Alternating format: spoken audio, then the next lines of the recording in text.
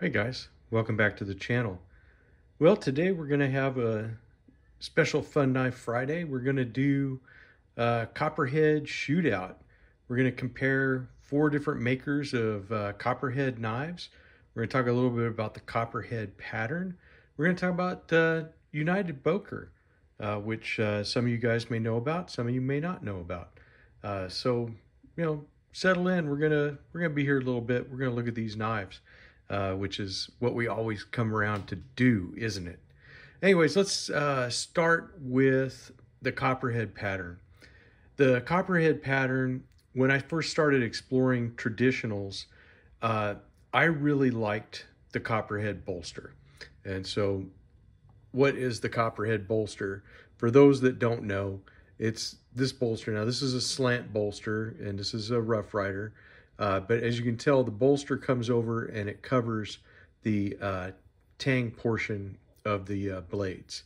So some of these are more pronounced of a ramp than others, but it's kind of like a snake head is what they were trying to imply.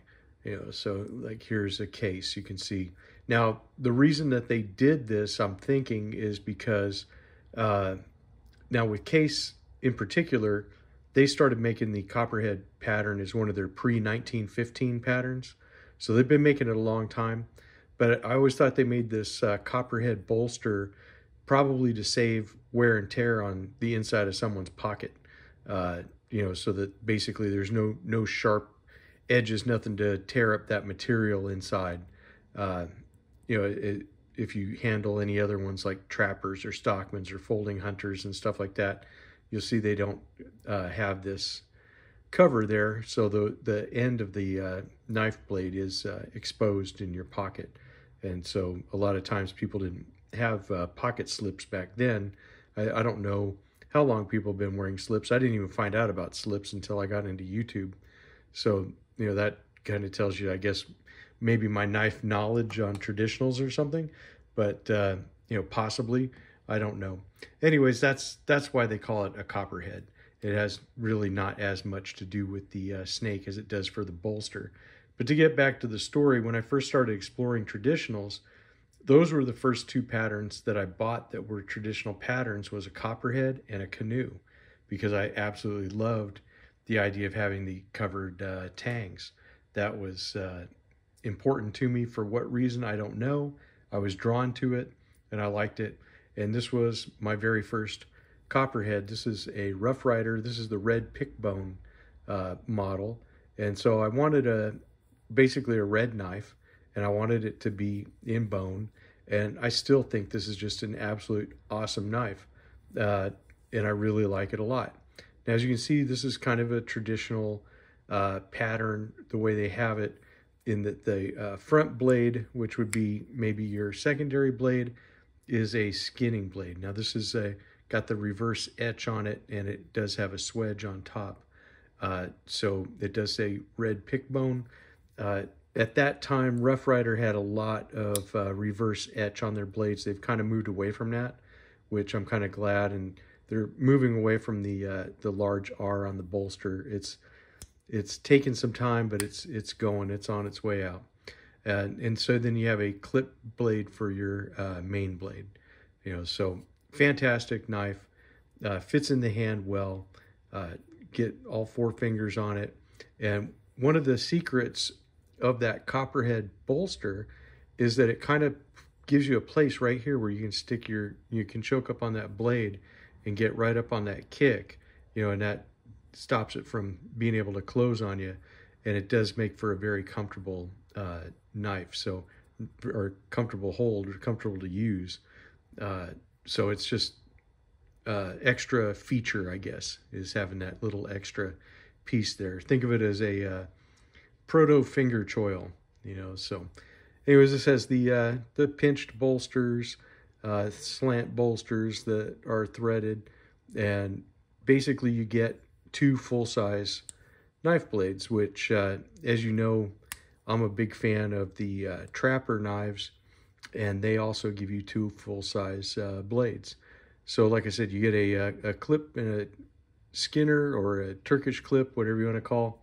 Now, this one here, the Rough Rider, it is 3 3/4 inches closed.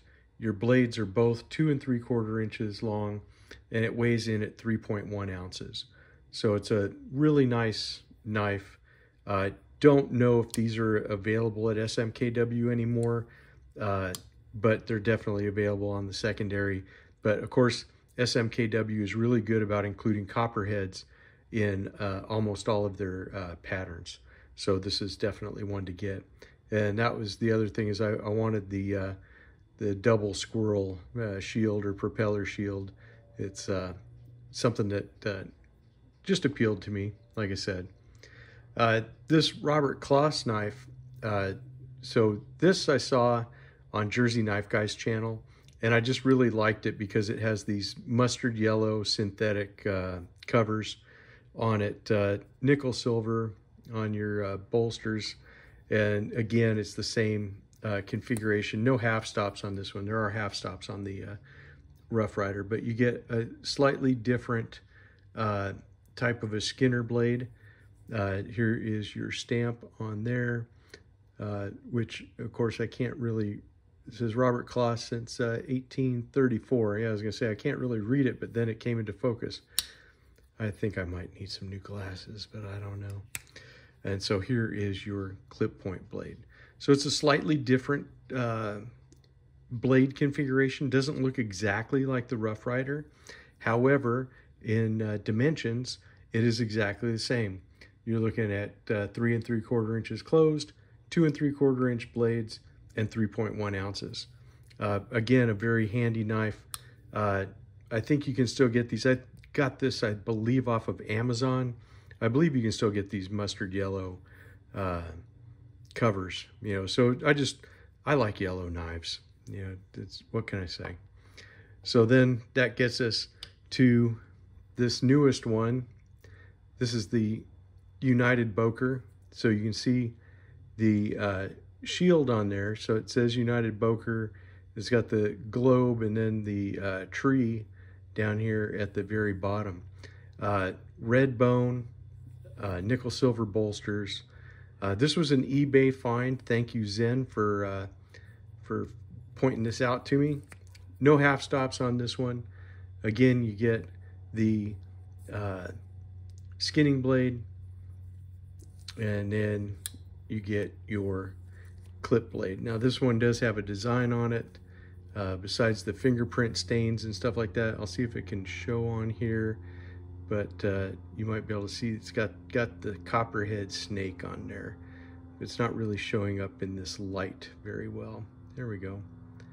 Let's see if I can kind of shade it a little bit. There you go. Like most snakes, it's hiding until you get right up on it. So there you go. That's that. So it has a nice long pull on it instead of the half moon nail nicks or quarter moon nail nicks, whatever you want to call them. So it's a cool knife for sure, and it has the same dimensions as these other two, which is 3 3/4 inches closed, 2 3/4 inch blades, and comes in at 3.1 ounces. That's when we get to the case, because the case is a little bit different. It's different in that the blade configuration is different.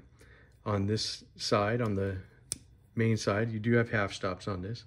It has a clip point blade, and then you turn it around for your nail nick on the other side, and you get a pen blade.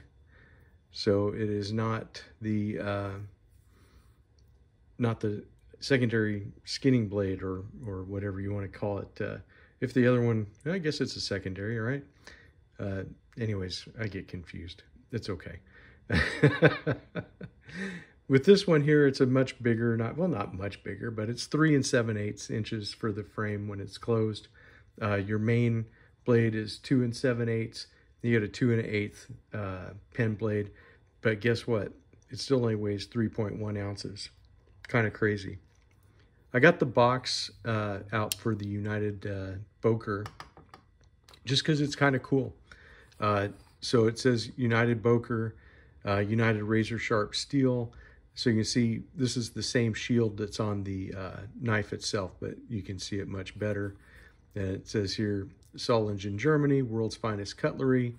Here is another thing for United. It says it's I'm just going to say it's a sports messer. Somebody with better German than mine can say what that is. And here is the part number for that one. It's the UC 154RS Copperhead, and even the paper inside was kind of cool because it has all kinds of. So it's basically a larger version of the United Boker, and has some instructions on there. As you can tell, this paper is old and has been messed up and torn, but it does tell you some care and directions for taking care of your knife. Kind of interesting stuff. We'll set that to the side. We don't have to have crinkle noises, but we'll go back to the Boker so you can look at the tank stamps on that. So you can see it's got the United Boker, Solingen, Germany, and you got the oak tree there. So really kind of cool stuff.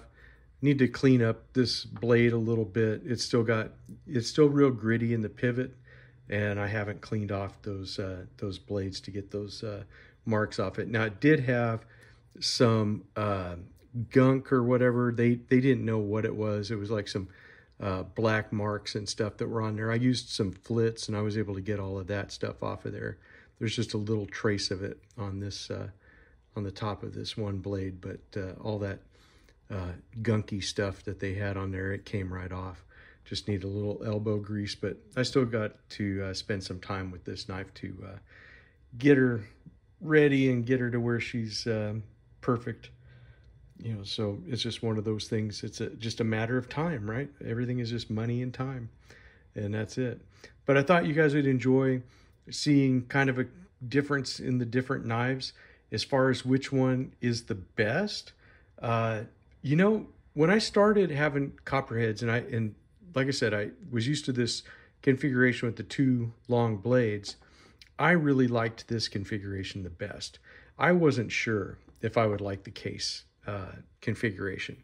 However, spending time with the case, I did find that this was a very handy blade, and I kind of liked having this one. So, I mean, in a way, the case configuration won me over, and I kind of like it a little bit better than the traditional one. However, there's still a lot to be said for having two full-size knives. And this, like I said, this one will always be special. This was part of my first two Rough Rider collections. The other one was a canoe. It was the one in the titanium series. So you have the black bone, which is kind of grayed out, so it doesn't even look black anymore. They had the black coated blades, and I love that canoe as well. So just thought, like I said, it'd be fun to compare the different Copperheads and see how they are. Like I said, thanks again, Zen, for pointing me in the direction of this one. Really am enjoying it. He is a big fan of the Boker Copperheads. He thinks that it's a knife that I think he said, and if I misquote you, please correct me in the comments, but it's a knife that every collector should have in his collection, and that the Boker Copperhead is definitely one to be experienced. You know, so good stuff. I love the Copperheads. I kind of wish Case did not have them in the vault. I would like if Case made the Copperhead all the time. If they did make it all the time, I don't know if I'd have as many trappers, to be completely honest with you. But that may make Case keep it in the vault. I don't know. They just want to keep selling those knives, that's for sure. All right, guys. Well, that's it for this. I hope you enjoyed it. Please join us on Sunday. We are doing a Q&A show on the live show. So if you're in the chat, please have your questions ready. If you want to leave questions, I did leave a community post that you can leave questions on that. And also, if you just want to throw questions in on this video, I'll take a look at those as well. We are going to have some special guests with us, so I hope that that you will all tune in. I think you're going to have a lot of fun with us on Sunday. Remember, that's RJ's Lives, 10:30 a.m. on Sunday Pacific time, and adjust your time accordingly. All right, guys, I'm out of here. I'll see you in the next one.